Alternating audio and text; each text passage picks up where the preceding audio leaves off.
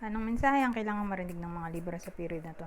Pwedeng nangyayari na itong magiging reading natin or mangyayari pa lang. Kung hindi man para sa inyo, itong magiging reading natin. Pwede baka para sa someone na malapit sa inyo o sa someone na kakilala nyo mismo. Baka may lumabas na gender mamaya, gawin nyo na lang energy, masculine at feminine energy. Pwede rin naman na huwag nyo nang pansinin ang gender. Hindi ko masasabi kung anong magiging reading, kung positive ba o negative. Depende sa kung anong mapipick up pong energy. Walang masama kung papanoorin ang Sun, Moon at Rising sign kasi baka din man sa mga yan ay mag-resonate na sa sitwasyon nyo. So, meron tayong misfortune, young woman, birds. Ito, mice. Ito, bida natin. Young woman daw. So, kung sinabi mong young woman, so, di siya kasal. Pwedeng ganon.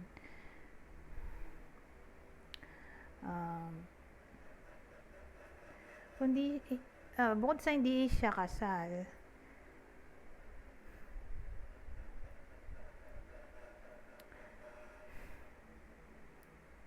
ano maisip? Edi young. Literal na young. Mga inisip ko kung 25. Ganun eh. 18 to 25. Or 40 na lang siguro. 40 pababa. Yung young woman dito.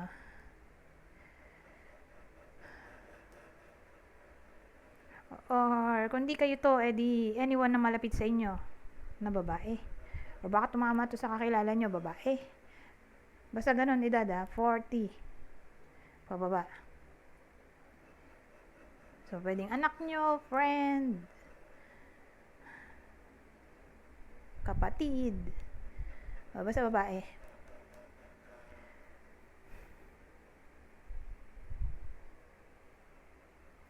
Anong meron? May misfortune kasi, Kaloka, may misfortune. So, saan nang galing dito? Sa birds. At mice.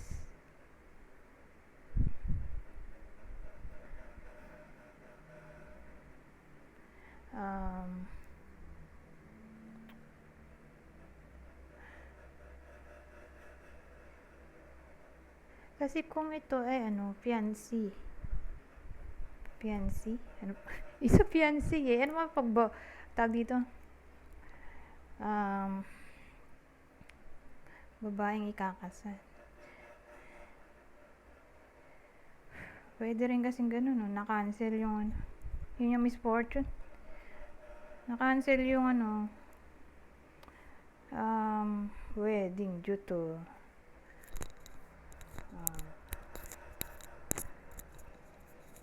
negativity. Ano yung negativity? Cheating. Nung ikakasal na sila, bigla na lang silang nanlamig sa isa't isa or bigla na lang di sila nagkasundo.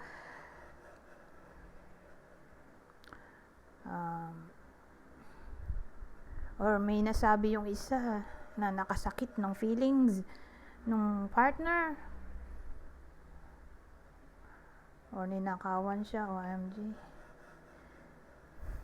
Or sinulot yung partner, oh my God, kaya nga sabi sa inyo, cheating, stealing, o di stealing ng money, gamit, in-steal yung partner.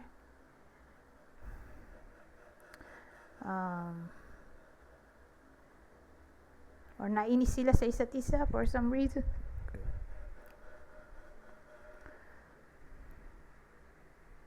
Or may na-discover na problem.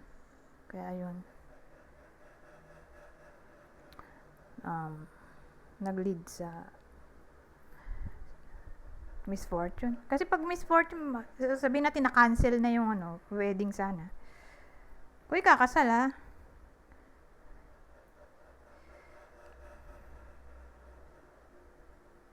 So, kung di kayo to, dito yung kakilala nyo, tataman ng reading. Babae So, hanggang 40 pa baba.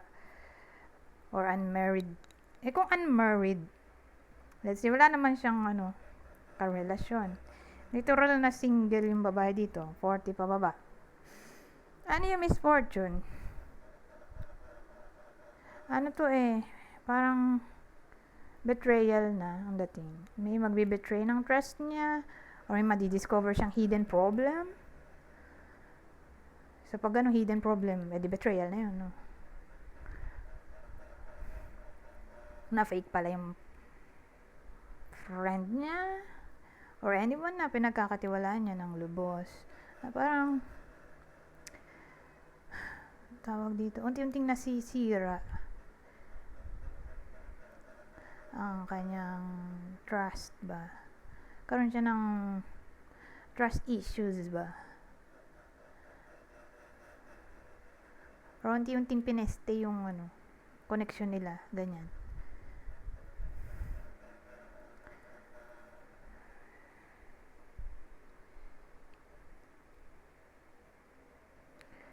Naging cold kasi or distant sa isa't isa dito.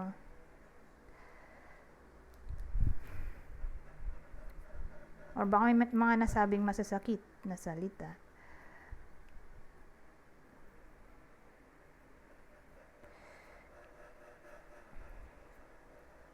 Anyways, muna nga tayong tagal dito.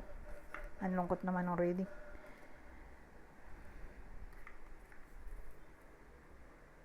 Kasi kung cheating to, or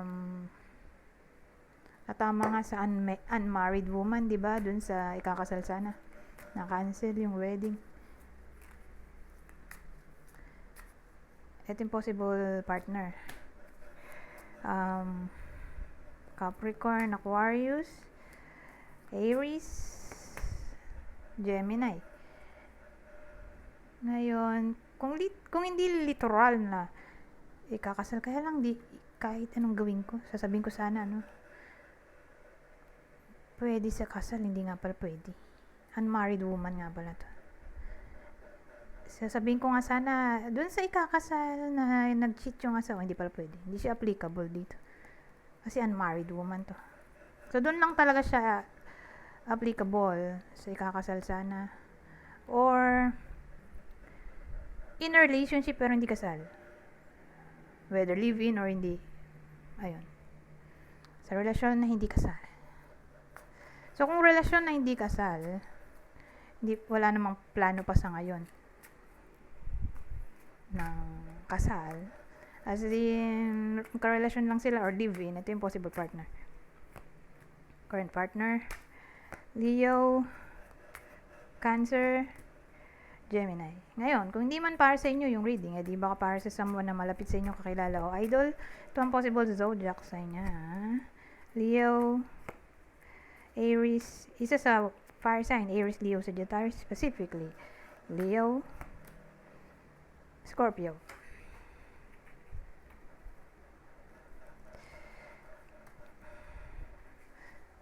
Ngayon, dito naman tayo. Tarot cards din to Pero, maganda to gamitin kasi whether positive or negative yung message dito, gentle pa rin yung mensahe. Okay? Bale, general advice at prediction na to sa period na to. Babasahin ko na lang para mabilis. Dali lang na maintindihin dahil basic English lang to. Sabi dito, be open to success, pero zoom in ko muna para kitang-kita.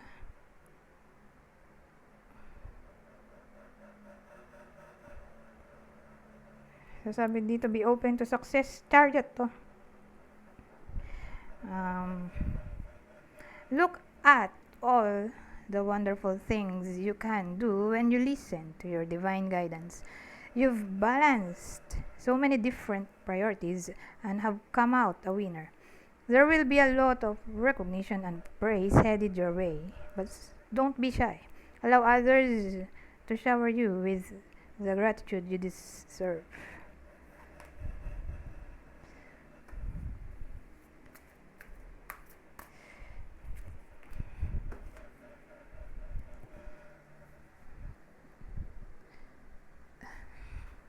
Teka lang ayusin ko to. So, dito naman sabi, temperance or win-win solution. There's strength in diversity.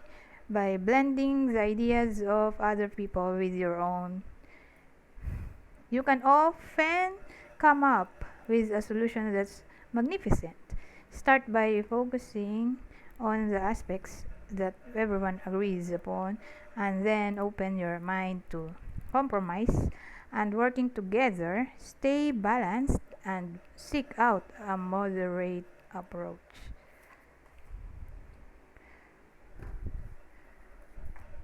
At ang huling